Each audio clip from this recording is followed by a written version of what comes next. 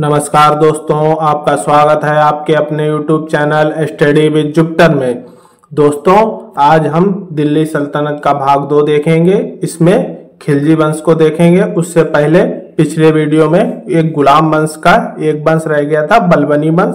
पहले उसको देखेंगे, उसके बाद बलबनी वंश का पतन होगा और खिलजी वंश का उदय होगा।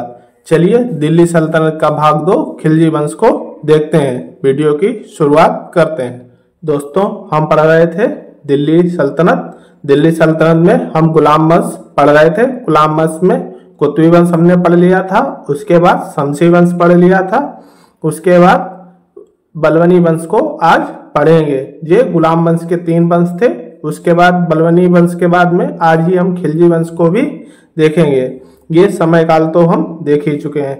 चलिए बलबनी वंश, इस वंश में कुल 3 राजा हुए। ये बलबनी वंश था। जब शमसी वंश के बाद में आता है जो बलबनी वंश है, इसमें कुल 3 राजा होते हैं। गयासुद्दीन बलबन जो 1266 से 1287 तक रहता है। उसके बाद मोइजुद्दीन कैकूबाद, ये 1287 से 1290 तक 3 साल रहता है। उसके बाद शमसुद्दीन कयूमर्स, ये 1290 कुछ दिन के लिए ही रहता है। चलिए देखते हैं पहला राजा गयासुद्दीन बलबन को। ये गयासुद्दीन बलबन है, इसके बारे में देखते हैं। बलबन ईरान के इल्वरी जनजात का तुर्क था। जो बलबन है ये इल्वरी जनजात का तुर्क था।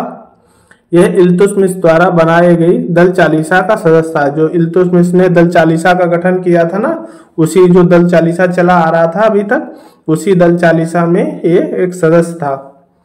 इसने राजा बनते ही सबसे पहले दल चालीसा का नाश कर दिया, क्योंकि इसने देखा था ना कि रजिया को राज्याभिषेक में कैसे हस्तक्षेप किया था दल चालीसा ने। उसके बाद अन्य राजा जो हुए बाद के, उसमें भी दल चालीसा का एक महत्वपूर्ण रोल था।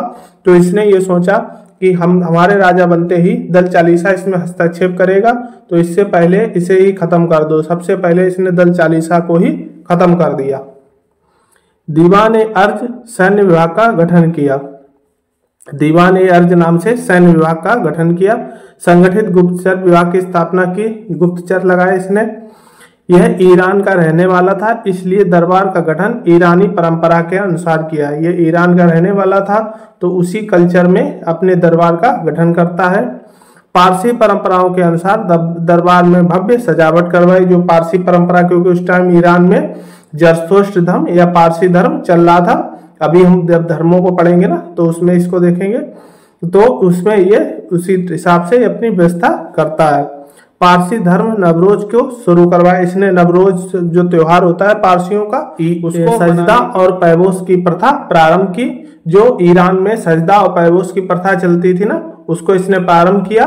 हाथ को चूमना तथा झुककर सलाम करना, सजदा तथा पैबोस की प्रथा प्रारंभ करता है। राज्य को संगठित करने के लिए उत्तर पश्चिमी सीमा में किलों की मरम्मत कराई। जो उत्तर पश्चिमी सीमा पे जो किले बनवाए और उनकी मरम्मत करवाई, क्योंकि उसी भारत आने के लिए वही एक रास्ता था जिससे भारत पे बाहरी आक्रमणकारियों ने सबसे ज्यादा हमले किए। उत्तर पश्चिमी सीमा का भार शहजादा मोहम्मद को दिए। जो इसका शहजादा लड़का था मोहम्मद, उसको ये देता है उत्तरी पश्चिमी सीमा का भार।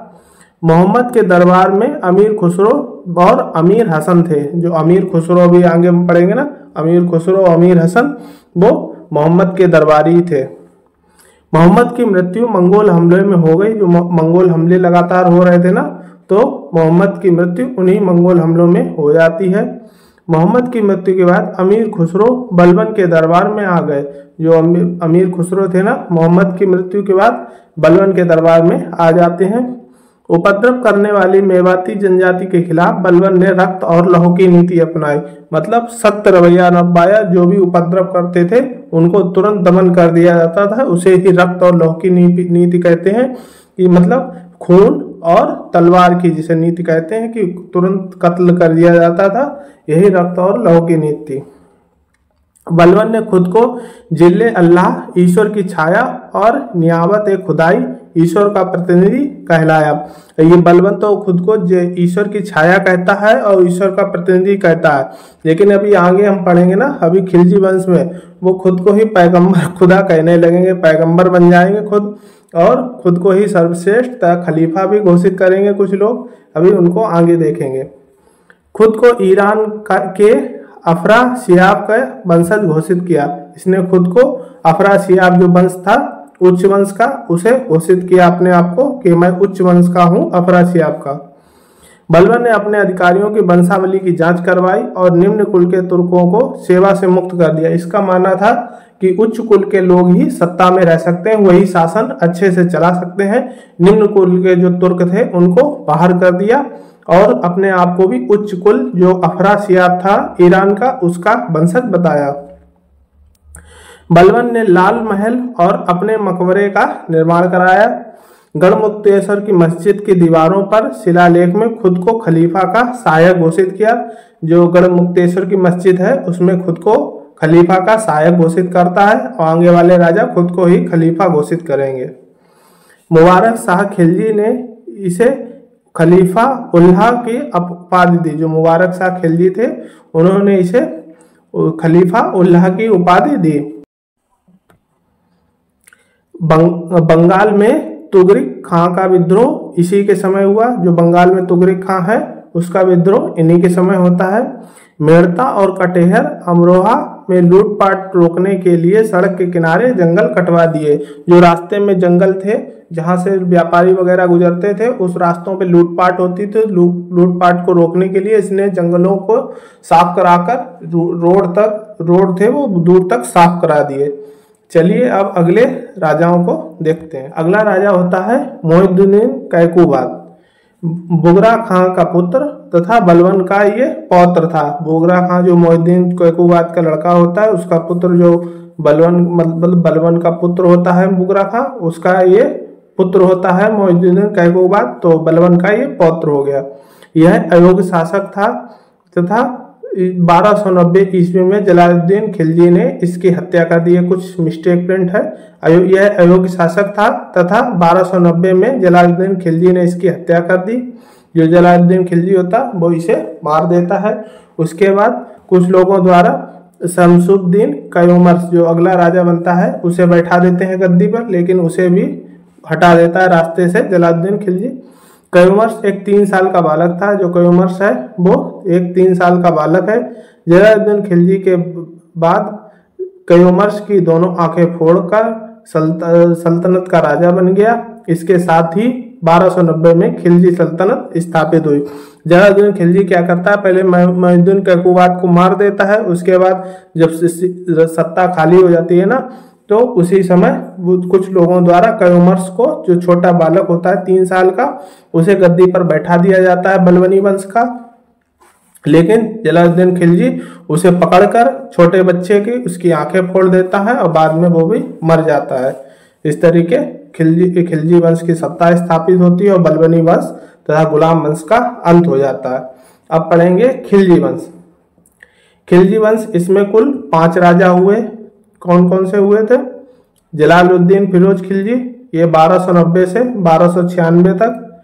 अलाउद्दीन खिलजी 1296 से 1316 तक। ये सबसे बड़ा मतलब उपद्रवी शासक था अलाउद्दीन खिलजी। इसने भारत पर सबसे ज्यादा अत्याचार किए थे। शहाबुद्दीन उमर 1316 में 35 दिन के लिए केवल। उसके बाद कुतुबुद्दीन मुबारक शाह खिलजी, ये 1316 में 1320 तक।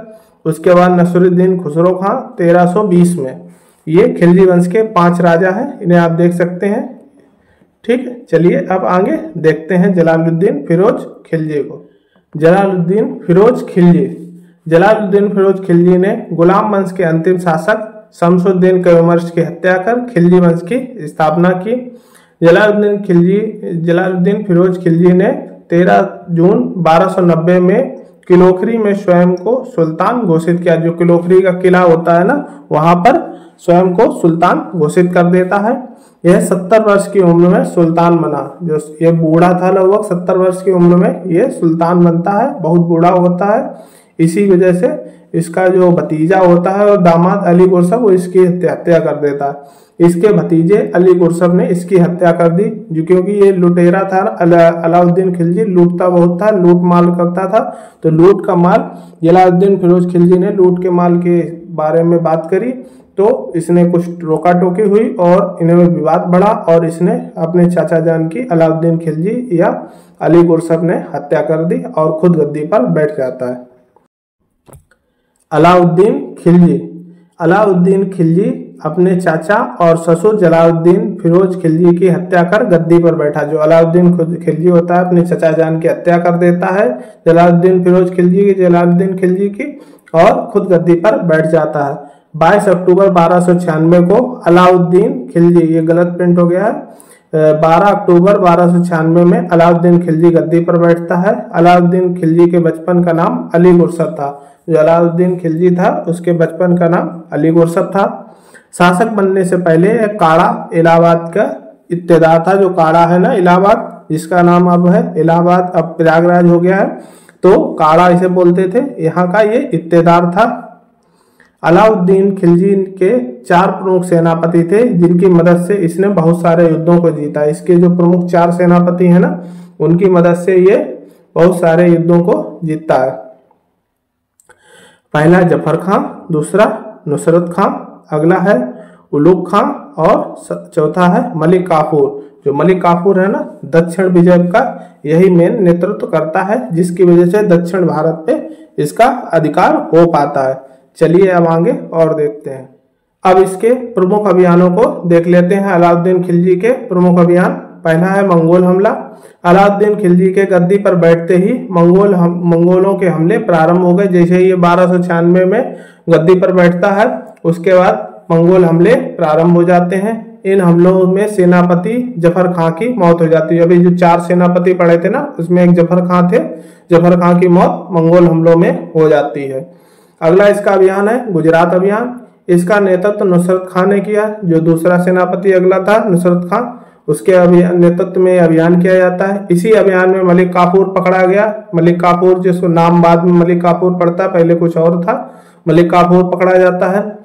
अलाउद्दीन खिलजी ने इसे 1000 दीनार में खरीद लिया। इसकी काबिलियत देख के इसे 1000 दीनार में खरीदा, जिस कारण मलिक काफूर को 1000 दीनारी भी कहा जाता है। मलिक काफूर का दूसरा नाम 1000 दीनारी था। मलिक काफूर आगे चलकर अलाउद्दीन खिलजी का प्रधानमंत्री बनता है। जो मलिक काफूर है ना, ये आगे चलकर अलाउद्दीन खिलजी का प्रधानमंत्री बनता है तथा अलाउद्दीन के मरते ही ये षड्यंत्र चालू करता है। आगे चलकर भी सारी राजनीति आपको देखने को मिलेगी। अगला है मालवा अभियान। यहाँ के राजा महलक देव को 1305 में पराजित कर मालवा को दिल्ली सल्तनत में मिला लिया गया। जो यहाँ के राजा थे महलक देव, उनको पराजित कर दिया जाता है और दिल्ली सल्तनत में मिला लिया जाता है। इस अभियान में नासिरुद्दीन खुसरो खां पकड़ा गया। जो नासिरुद्दीन खुसरो खां है ना, ये पहले हिंदू होता है। जब पकड़ा जाता है उसके बाद इसे गुलाम बनाया जाता है और फिर ये इस्लाम धर्म स्वीकार कर लेता है अपने वर्चस्व को बढ़ाने के लिए। और यहीं से ये सबसे अंतिम में ये राजा इसी वंश का बनेगा। उसे भी हम आगे देखेंगे। चलिए अब आगे अगला अभियान है रणथंभौर का अभियान। नुसरत खां इस अभियान में मारा गया। जो नुसरत खान सेनापति था ना, दूसरे नंबर का, वो मारा गया। यहाँ के शासक हमीर देव ने इनके मंत्री रणमल के विश्वासघात के कारण 1301 में हमीर देव हार गए। जो यहाँ के राजा हमीर देव थे ना, उसका मंत्री रणमल होता है, वो विश्वासघात कर देता है और सारी सूचनाएं दुश्मनों को दे देता है, जिससे वो हार जाते हैं। इस अभियान में औरतों ने जौहर किया। जब राजा हार जाते हैं तो जो औरतें होती हैं ना, वो अपना जौहर कर लेती हैं, मतलब अपना आत्मदाह कर लेती हैं। चित्तौड़ अभियान अगला। अलाउद्दीन खिलजी ने राणा रतन सिंह की पत्नी पद्मिनी की प्राप्ति के लिए किया। उसे पता लगा कि राणा रतन सिंह की पत्नी जो पद्मिनी है ना, जिन्हें पद्मावती भी कहा जाता था, पद्मिनी है ना, वो अत्यंत सुंदर है, इसलिए उनको जीतने के लिए अब ये अभियान ये करता है चित्तौड़ का अभियान। राणा रतन सिंह पराजित होते हैं। जो राणा रतन सिंह है वो इस युद्ध में पराजित हो जाते हैं। यहाँ भी रानी पद्मावती ने चित्तौड़ की महिलाओं के साथ जौहर किया। पहले भी रणथंभौर में भी महिलाओं ने जौहर किया और यहाँ भी जब इन्हें पद्मिनी को भी ये पता होता है कि रणथंभौर में औरतों ने जौहर कर लिया था इससे बचने के लिए, तो ये भी अपना जौहर कर लेती हैं। अगला है देवगिरी अभियान। यह दक्षिण भारत का पहला अभियान था। इसका नेतृत्व मलिक काफूर ने किया। जो मलिक काफूर 1000 दीनारी था ना, खरीदा गया था। अब इसे दिया जाता है ये अभियान, और ये दक्षिण भारत के देवगिरी अभियान की तरफ चल देता है। 1307 में मलिक काफूर ने राजा रामचंद्र देव को पराजित कर परिवार सहित दिल्ली भेज दिया। दिल्ली जाकर राजा रामचंद्र ने अपनी पुत्री का विवाह अलाउद्दीन खिलजी से कर दिया और अलाउद्दीन खिलजी ने इन्हें 1 लाख स्वर्ण मुद्राएं और राय राया की उपाधि प्रदान की और चांदी की एक चादर भी दी थी। चलिए अब और अभियानों को देख। अगला अभियान इसका होता है वारंगल अभियान, जो इस टाइम पे तेलंगाना में है, जो हैदराबाद के आसपास का क्षेत्र, वारंगल अभियान। इस समय यहाँ काकतीय वंश के राजा प्रताप रुद्र द्वितीय का शासन था। जो प्रताप रुद्रदेव थे यहाँ के राजा काकतीय वंश के, उनका शासन था। युद्ध में राजा प्रताप रुद्रदेव हार जाने के बाद दिल्ली सल्तनत की अधीनता स्वीकार कर ली और बहुत से उपहार दिए। यहीं से मलिक काफूर को कोहिनूर हीरा मिला था। जो इसको बहुत सारे उपहार मिले थे और एक कोहिनूर हीरा मिला था। यहीं से उत्पत्ति होती है कोहिनूर हीरा की। कोहिनूर हीरा अब आगे हम और बार भी हमको देखने को मिलेगा। अभी जब मुगल काल पढ़ेंगे ना, तो उसमें जो मयूर सिंहासन होगा वहां भी देखने को मिलेगा। उसके बाद भी बहुत अंग्रेजों तक देखने को मिलेगा ये कोहिनूर हीरा की कहानी। अगला है होयसल अभियान। यहाँ के राजा बल्लाल देव तृतीय ने हारने के बाद अधीनता स्वीकार कर ली। इनकी राजधानी द्वार समुद्र थी। जब हमने होयसल वंश पढ़ा था ना, यादव वंश पढ़ा था, उसी के साथ होयसल वंश पढ़ा था। अगर आपने वो वीडियो नहीं देखा है पिछले वीडियो, तो आप वो जरूर देखें जाके, वहां पे इसके बारे में विस्तार से चर्चा है होयसल वंश की। तो वही होयसल वंश है ये, वही इन्होंने भी अधीनता स्वीकार कर ली इसकी। अगला है पांड अभियान। 1311 में मलिक काफूर ने आक्रमण किया और यहाँ बहुत लूटपाट की, परंतु राजा वीर पांड उनके हाथ नहीं लगे। वीर पांड तथा एक और इनके कोई परिवार में ही थे, उनके साथ में इनके आपसी मतभेद के कारण मलिक काफूर को बुलाया जाता है दूसरे राजा के द्वारा। मतलब दूसरा जो इनका प्रतिद्वंदी होता है वो इनका गुप्त सूचना द्वारा आक्रमण करवाता है, लेकिन ये राजा उनके हाथ नहीं लगते हैं और ये यहाँ पर लूटपाट करके जनता को बहुत नुकसान पहुंचाता है, तो लूटपाट करके चला जाता है। लेकिन ये राजा इनकी अधीनता स्वीकार नहीं करते हैं। यह एक दक्षिण भारत का राज्य जिसने अपनी अधीनता स्वीकार नहीं की। ये दक्षिण भारत का केवल एक इकलौता राज्य था जो इनकी अधीनता स्वीकार नहीं करता है। चलिए अब आगे अलाउद्दीन खिलजी के निर्माण कार्यों को देखते हैं। अलाउद्दीन खिलजी के निर्माण कार्यों को देखते हैं। एक है हौजे खास, इसकी मरम्मत करवाता है तथा इसका सही से निर्माण करवाता है। अगला है सीरी का खंडेर दीवार। ये सीरी का महल है ना, जो 1000 सित्तूर के या हजार महल के नाम से जाना जाता है, 1000 स्तंभ का। ये इस सीरी का ये खंडर इस टाइम है। अगला है अलाई दरवाजा। ये रहा, ये संगमरमर का बना हुआ है। इसका अन्य नाम है कुश्क ए शिकार। ये कुश्क ए शिकार नाम से ये अलाई दरवाजा जाना जाता है। चलिए और देखते हैं निर्माण कार्य है। 1300 ईस्वी में इसे खिलजी द्वारा तोड़ा गया। ये कुतुबुद्दीन ऐबक द्वारा बनाया गया परिसर था, कुतुब मीनार परिसर, उसी को ये तोड़ा गया। अगला है अलाउद्दीन का मदरसा। ये अलाउद्दीन का मदरसा है। कुतुब परिसर, कुतुब जो परिसर है कुतुब मीनार का, वो परिसर है ये। महरौली जिसके दक्षिण में उसका मकबरा भी है। जमायत खाना मस्जिद ये यहीं पर है। अगला है अधूरा अधूरी ये मीनार है, अलाई मीनार। कुतुब मीनार से दोगुनी मीनार बनाने की योजना प्रारंभ की, बाद में इसे त्याग दिया। ये कुतुब मीनार से दोगुनी मीनार बनाने की योजना में था, लेकिन इसका बाद में मन बदल गया। ये भी एक सन की राजा था। अभी आगे की राजा भी आप देखेंगे सन की राजा होते हैं, कब मन होता है तो वो कर देते हैं, बाद में छोड़ देते हैं। चलिए अब आगे अलाउद्दीन खिलजी का बाजार नियंत्रण। युद्ध में हो रहे लगातार व्यय को जुटाने तथा शासन व्यवस्था को सही से चलाने के लिए अलाउद्दीन खिलजी ने बाजार पर नियंत्रण किया। जो अलाउद्दीन खिलजी से युद्ध में लगातार बराबर युद्ध कर रहा था दक्षिण भारत में, तो उसके लिए बहुत सारा पैसा चाहिए था, तथा सैनिकों को बराबर पैसा देना पड़ रहा था और इसके कारण महंगाई बढ़ने लगी। तो इसने क्या किया, बाजार पर नियंत्रण प्रारंभ कर दिया, जिससे इस सैनिकों को ऊपर कम वेतन देना पड़े तथा ज्यादा से ज्यादा सैनिकों की भर्ती हो सके। इसके लिए इसने 2 नीतियां बनाई। उत्पाद लागत के आधार पर मूल्य निर्धारण, कि उत्पाद में क्या लागत उनकी लगी है उसके आधार पर मूल्य निर्धारण। दूसरा, बाजार में उपभोग के आधार पर, बाजार में कितना उपभोग हो रहा है उसके आधार पर उसका मूल्य तय किया। अलाउद्दीन खिलजी ने 4 प्रकार के बाजारों के गठित करने का आदेश दिया। इसने क्या किया, 4 तरीके के बाजार बनाने का आदेश दिया। पहला मंडी, इसमें अनाज का व्यापार होता था, इससे संबंधित कुल 8 नियम लागू किए। इस बाजार का नियंत्रण के लिए सहना ए मंडी नामक अधिकारी की नियुक्ति की। जो इस बाजार पे नियंत्रण करेगा ना, वो सहना ए मंडी नामक अधिकारी होगा। जमाखोरों और दलालों पर खास नियंत्रण और इनको सख्त सख्त जुर्माना तथा सजा देने का प्रावधान भी किया। अगला है सामान्य बाजार। इसमें सामान्य रोजमर्रा की जरूरतों का सामान बिकता था। जो सामान्य बाजार था उसमें रोजमर्रा की चीजें तथा जरूरतों का सामान बिकता था। अगला सराय अदल या सल्तनत द्वारा सहायता प्राप्त बाजार था। ये सरकारी सहायता द्वारा चलता था। इससे संबंधित 5 नियम कानून लागू किए गए। इसमें कपड़े, जड़ी बूटी, घी और चीनी, मेवा आदि का व्यापार होता था। अब अगला बाजार और देखते हैं। अगला बाजार है दास और जानवरों का बाजार, जिसमें दास और जानवरों की खरीद बिक्री होती थी। घोड़ा मेन रूप से इस जानवर के बाजार में घोड़ा की बिक्री बहुत तेजी में होती थी, क्योंकि युद्ध के लिए घोड़ा बहुत ज्यादा मात्रा में चाहिए होते थे और युद्ध में जो बंदी बनाए जाते थे वो दास के लिए दास का बाजार इसने निश्चित किया। इसमें 2 नियम थे। दलालों पर नियंत्रण, मेन रूप से इसका मुख्य था कि दलाल तथा जमाखोरों पे साफ नियंत्रण। किस्म के अनुसार मूल्य का निर्धारण, इसकी क्या क्वालिटी है जानवरों की तथा दासों की, उसके आधार पर उसका मूल्य लगेगा। कोई ज्यादा मूल्य या कम मूल्य नहीं देगा। अलाउद्दीन खिलजी से संबंधित कुछ महत्वपूर्ण तथ्यों को देख लेते हैं। इसने अपने सिक्कों पर द्वितीय सिकंदर लिखवाया। इसने अपने आप को द्वितीय सिकंदर घोषित किया। ये इसके द्वारा चलवाए गए सिक्के हैं, इन पर ये अपने आप को द्वितीय सिकंदर लिखता है।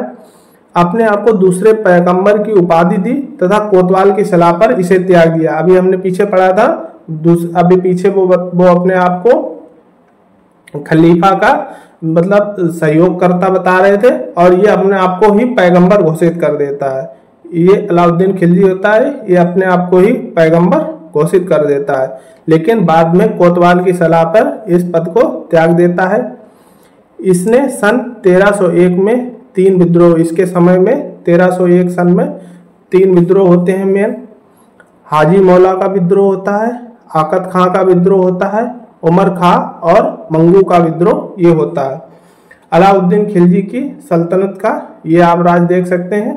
दक्षिण भारत में केवल पांड्य राज्य इसकी सीमा से बाहर है, बाकी दक्षिण भारत लगभग पूरा इसने कवर कर लिया था और उत्तर भारत में भी लगभग कब्जा इसका हो चुका था। ये अलाउद्दीन खिलजी का शासन व्यवस्था तथा उसका क्षेत्र रहा।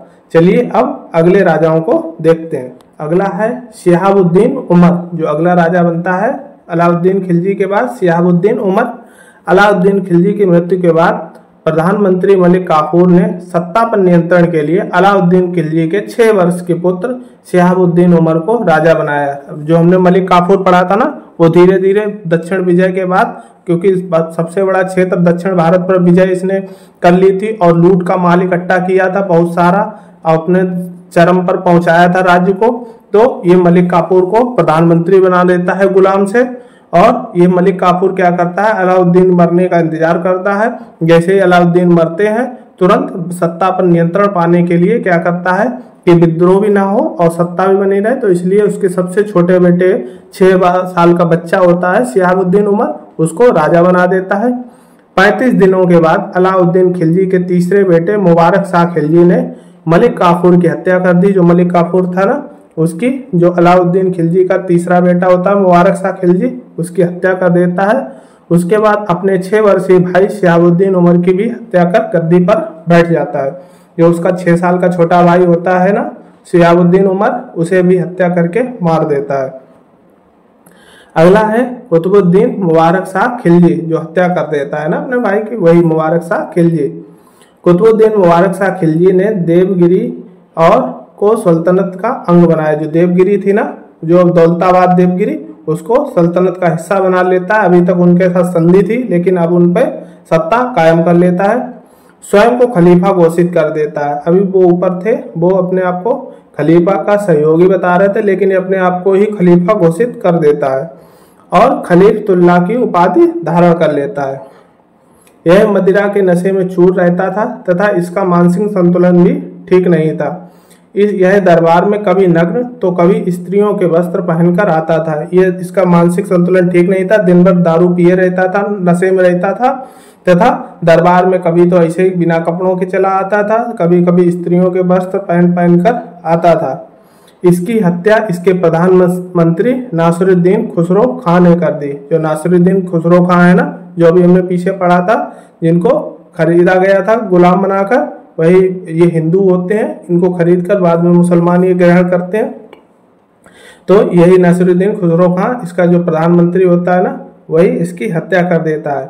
खिलजी वंश की सबसे बड़ी कमजोरी थी जो ये गुलाम होते थे ना, गुलामों को ही ये प्रधानमंत्री पद पर पहुंचा देते थे। बस यही इनके पतन का सबसे बड़ा कारण था।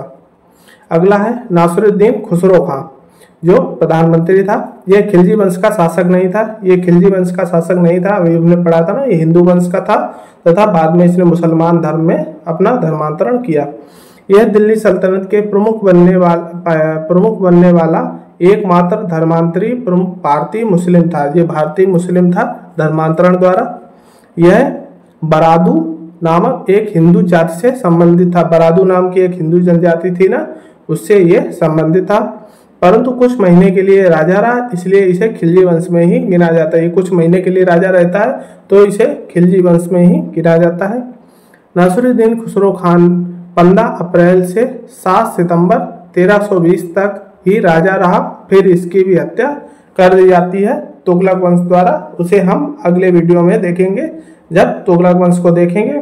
इसी के साथ खिलजी वंश का अंत हो जाता है, आगे तुगलक वंश की स्थापना होगी। इसी के साथ ये वीडियो समाप्त होता है। वीडियो अच्छा लगा हो तो लाइक करें, सब्सक्राइब करें तथा शेयर करें। आज के लिए इतना ही, धन्यवाद।